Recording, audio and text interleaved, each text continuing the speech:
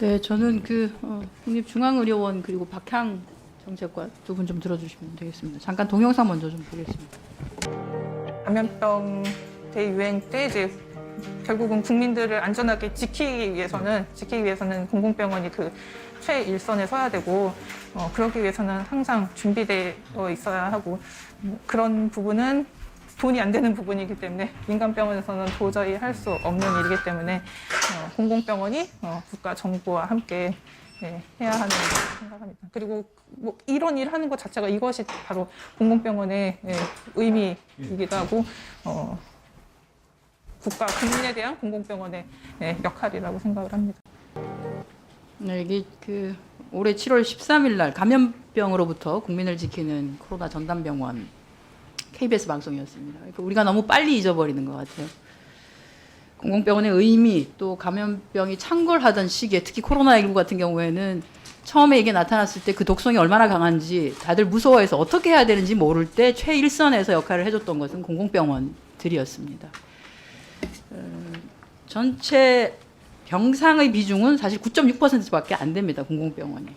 그런데 이 공공병원이 코로나19 환자의 전체의 80% 이상을 감당해냈습니다.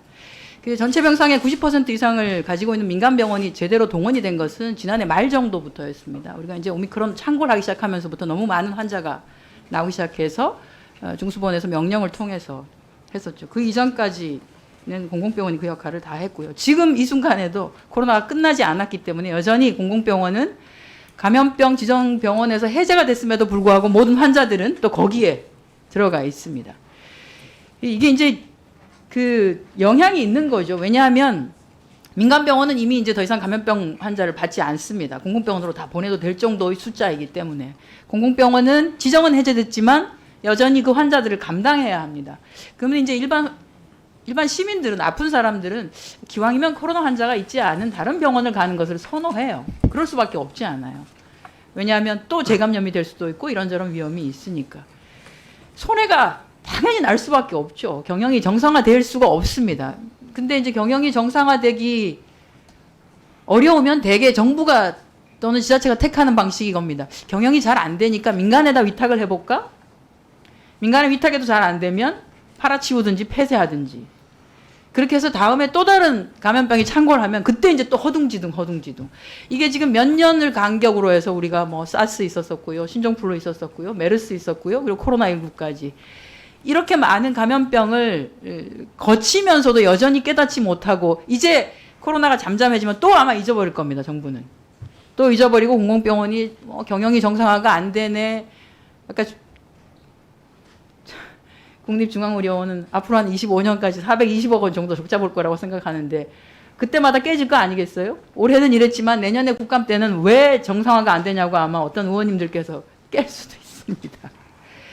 그래서 잊어버리지 좀 않았으면 좋겠다. 공공병원이 하는 역할에 대한 명확한 의미를 부여해주고 언제든지 예비군의 형태로 뛸 수 있게끔 준비를 항상 한 상태가 되어야 된다는 말씀을 드리고요. 그 가운데 제가 이제 중수본에서 올해 초에 발표한 것 중에 2022년도 코로나19 치료 의료기관 병상 단가 등 손실보상 기준을 개정했습니다. 개정을 했습니다. 그리고 다음 거 보여주세요. 여기에 따르면 코로나 손실보상 계산금 지급 계획 세부 내용이 이렇게 되어 있습니다.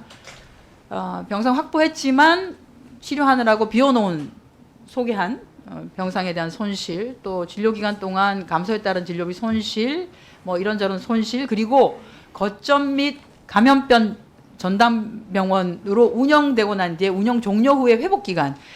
이게 사실 이제 공공병원의 경우에는 여전히 환자를 받고 있기 때문에 전담병원 해제가 되었긴 하지만 여전히 이제 진료비 손실을 보고 있는데 여기는 지금 6개월 정도만 어쨌든 손실보상을 하겠다고는 했어요.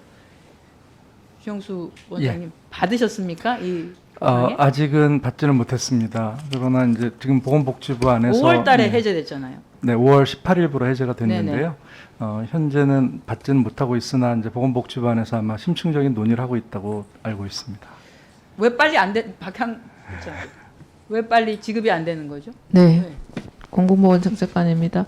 지금 손실보상, 특히 이제 회복기 손실보상 같은 경우에는 이제 그 손실보상 기준이나 이런 것들이 좀 현실화하기 위해서 조금 그 손실보상 담당 부서에서 좀 구체화하고 또 최대한 그 현실에 맞게 해주려고 좀 조정 중인 걸로 알고 있습니다. 네. 제대로 주기 위해서 조금 늦어지는 거라면 뭐 저희가 충분히 네. 기다릴 용의도 있고요. 근데 이제 내년도 예산안을 보면 지역 거점 병원이나 공공성 강화 예산이 올해보다 한 200억 가까이 줄은 상태로 예산이 제출된 상태입니다.